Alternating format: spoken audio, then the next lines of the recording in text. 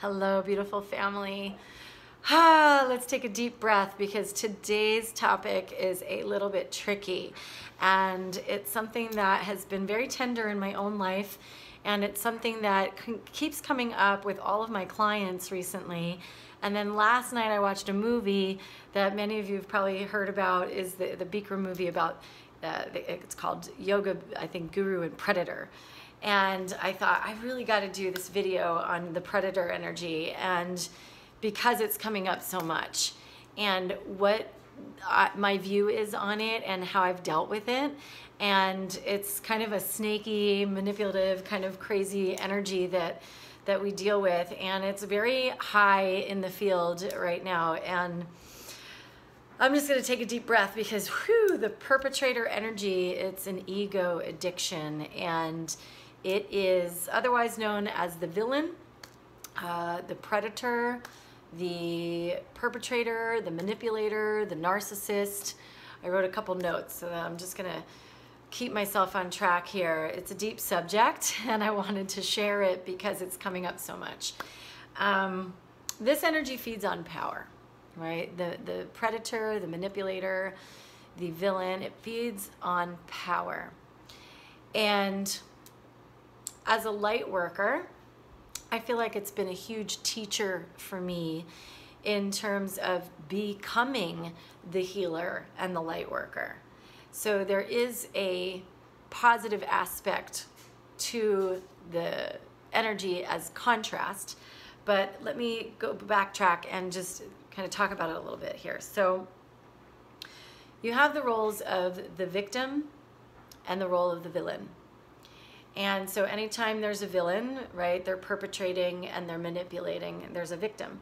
And then the victim is the one that is disempowered.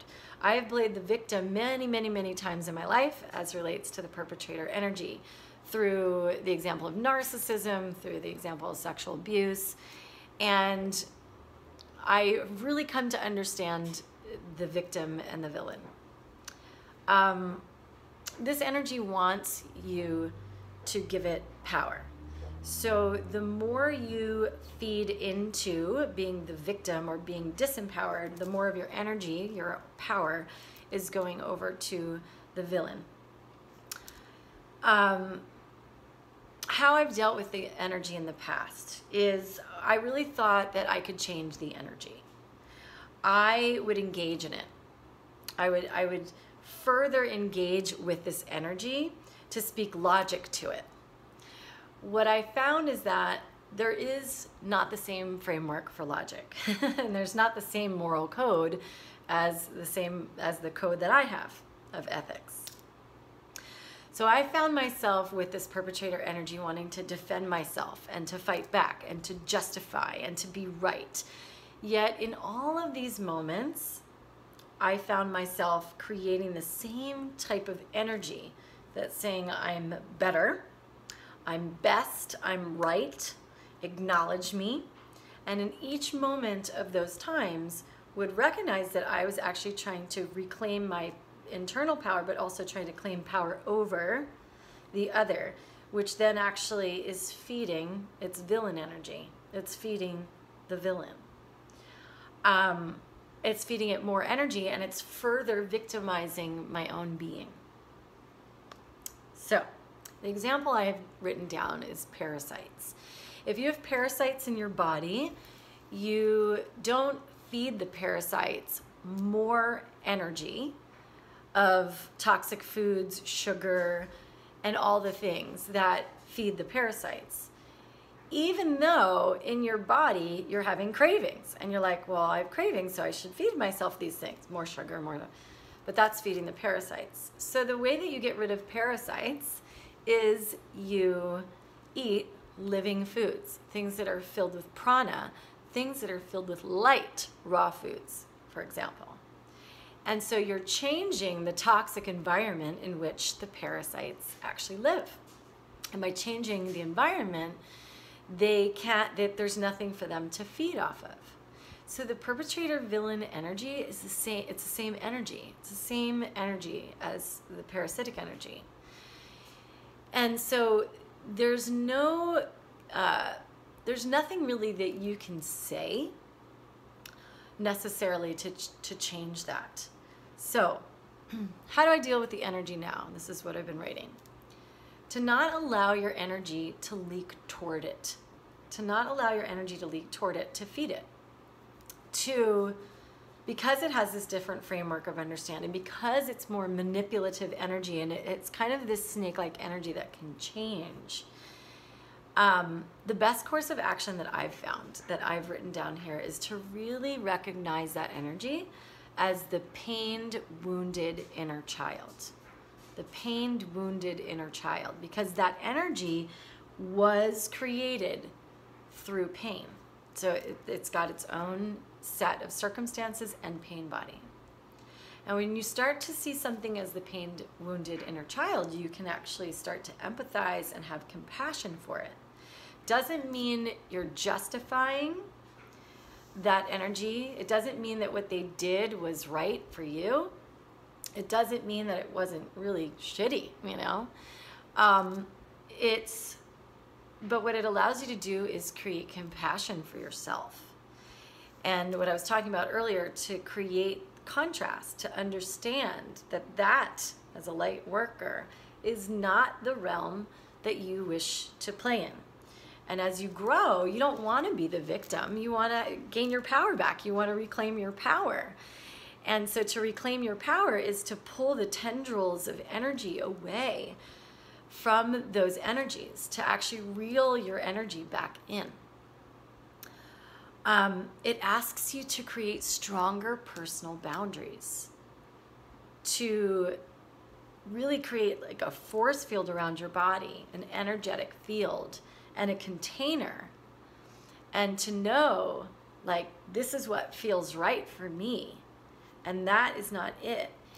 And when you get really good at seeing what is yours and creating that personal energetic field, and you can actually see what role, you know, you've played, to see the parts of you that made yourself the victim, to see the choices that you made that may have brought about this circumstance, to see the pain that you might have been in that matched the pain body, let's say, of this manipulative energy, or this perpetrator or predatory energy, to see that you may have created an opening for that energy to come through based on your own disempowerment or feelings of not enoughness or worth or deservedness.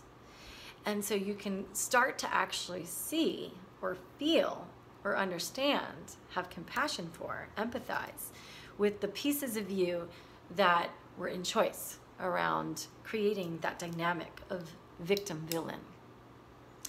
And when you start to see that, to be able to pull that energy back and really reclaim it, really reclaim it.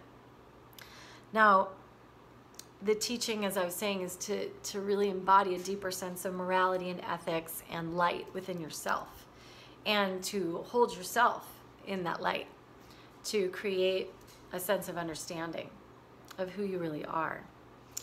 The last piece I wanted to share is that you can change this energy through inspiration.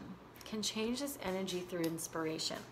So going back to changing the environment, when I was talking about the parasites, is forcing the energy to actually see itself. If you don't engage with that energy, if you don't victimize yourself and engage with the energy, then the energy has no light to feed on, has no power to feed on, and then it's forced to see itself. And that's really what we want to do. We want to turn the mirror onto that energy so it can really see itself. And then it has no external forces to feed on. Then what is it left with? And this is like the deepest teaching of all, is it has to see itself. And that is an energy that often does not see itself, because there's many people that will play into that energy, and they're completely taking external light. But if they can't see themselves, so now they're seeing themselves, where are they going to get that light? So they're finally going to turn inward and try to figure this thing out, right? Try to find the light within. And everything's got the light within. And so that's what we really want to do, is inspire that energy, the villain, the perpetrator, the manipulator, the narcissist, to actually see itself. Whew. So it's deep transformational change that we're seeking. So I'll encourage you to look in the areas of your life where you see yourself as the victim, or you see yourself even as the perpetrator, where you blame and shame and victimize others. And we all play these roles. We all play the villain, we all play the victim, we all play the martyr. We all are playing all of these roles. And it's the roles and the addictions of the ego. And so really, it's so deep, is to look at the parts of yourself that engage in this energy.